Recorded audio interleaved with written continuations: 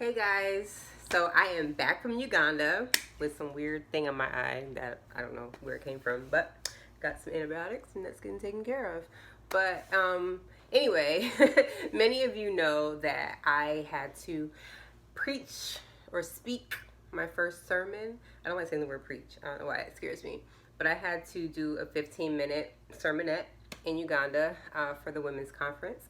And many people have asked me what I talked about, what I spoke about, what word I gave to the women. So I decided, why not just tell you all what I spoke about. First, a couple housekeeping things. If you haven't already, well, you haven't because I haven't gotten any donations yet.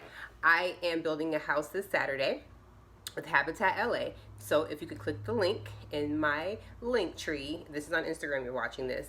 If it's on YouTube, it'll be in my description box. And if it's on Facebook, I'll put it in the box as well.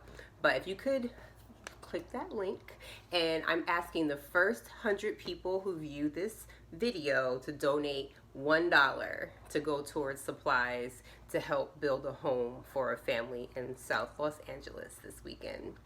Okay, that being said, oh yeah, and Voyage LA, my article. If you haven't read it yet, just take a peek. Let me know what you think. Leave a comment and all that jazz on the website, and let them know that you liked it, you didn't like it, you love me, you hate me. Nobody hates me. Well, maybe. Well, anyway, sidebar. Anyway, so what I spoke about in Uganda. That was bad. Let's go. So I have my notes here on my computer. So if I look down a little bit, it's because I'm looking at my notes. I should probably have my glasses on, but they reflect my ring light, so no glasses. But seriously, as I prayed about what God wanted me to speak to the women, I knew the subject for the conference was I Am Loved, but the subject of beauty came to me as I was praying and just seeking the Lord and just seeing what He wanted me to say. And so I immediately was like, okay, beauty in God, women in the Bible who are beautiful, like, what do you want me to talk about, blah, blah, blah, blah. And I immediately thought of Queen Esther. And so I was like, perfect. I've read that story 1,000 times. I'll read through the story, I'll do some study, I'll pray, I'll fast, whatever. Me and Queen Esther. And God was like, no, Rahab. It was like the prostitute? Oh, okay. Let's do it, God. Let's talk about Rahab. And so as I dove in and I actually did some comparison in my mind to Rahab and Esther, and I was like, wow, they were both used to save their people. But the differences were that Rahab, like, she wasn't a queen. She wasn't primed and primed for a year, getting treatments and oils and stuff, getting her ready for the perfect time to be queen and for the perfect time to go and save her family. She didn't go through all that. Rahab was a prostitute. She was like the lowest of the low. She was someone who would not be on the top rank for God to use. You know what I'm saying? Like, people were not going to think of Rahab. If they knew her in that day, they would not think of Rahab of being someone who is going to be used for the glory of God. But she was.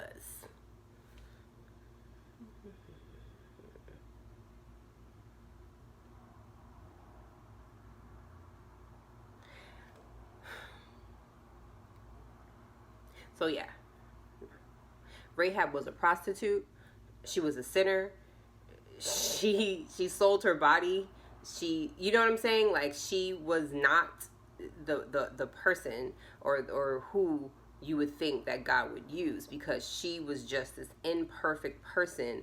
And a lot like you and I, we may not be prostitutes, or someone watching this may have been or is one right now, but God can still use us for His glory. He can still use us to bring glory to His kingdom. Like, no matter where you've been, no matter what you've been through, no matter what you're going through right now, God can still use you and your story to bring glory to His kingdom. I was a teenage mom. I was on the cover of King magazine. I was in XXL Eye Candy. I was on Black Men magazine. Like, I was not someone who people would think, oh yeah, she's going to mentor teens one day and tell them to keep themselves holy until marriage and tell them to, you know what I'm saying? Like, that's not, if you looked at my life and the way it was going, you would not think that this is where I'd be today, that I would write a book about, you know, self-worth and self-respect and keeping yourself holy and honoring your body. You would not think that, because I was not doing that. I was not that person.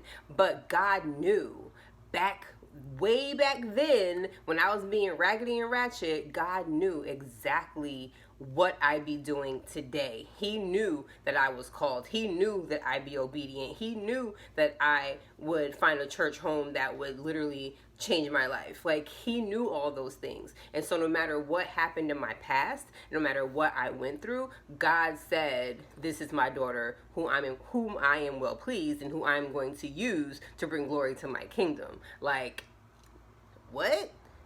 Seriously, God? Me? Oh, okay. That's funny. That's funny.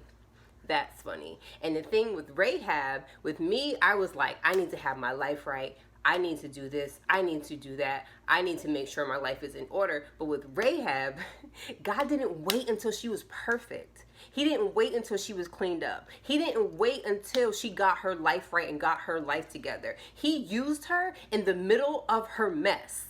Like, he used the home that she used to prostitute to hide the spies, to hide the men who were going to then help save her family. She married one, you guys. She married one of the spies, and she gave birth to Boaz. Like, she's Boaz's mama who married Ruth. They are David's great grandparents. They are in the lineage of Jesus Christ.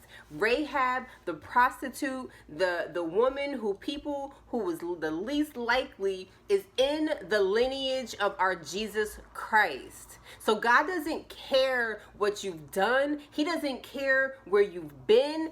All he cares about is your heart now. She submitted her heart to him. She proclaimed in all of her craziness in the city where people worship false idols. She proclaimed Yahweh. She proclaimed God as her God, even though everyone around her did the opposite. And he rewarded her for that. And he still used her for that. She wasn't perfect yet. She was still in the home that she was using to be a prostitute. But God still used that.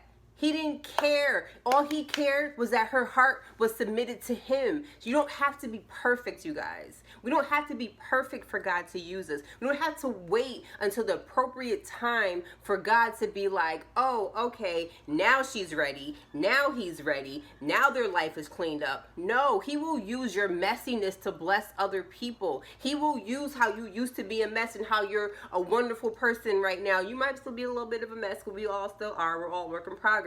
But you can see the difference in the change in my life, and he can see the change in your life. So people will recognize that, and they will know that it was only God. You will still help bring others to the kingdom because you know God, and your life is a reflection of him. And you don't have to be perfect. So perfection is not the goal, guys. Having a submitted heart to Christ and doing what he says to do and being obedient to him, that is the goal. That is the ultimate goal. So don't worry about where you've been. Don't worry about what you've done. Like, just don't worry about it. Like, he used her position. Her house was in the perfect position for the spies to hide and to then hop over the wall. He used her character. He used her. He used all the parts of her that looked imperfect to other people. And now she's in the lineage of Jesus.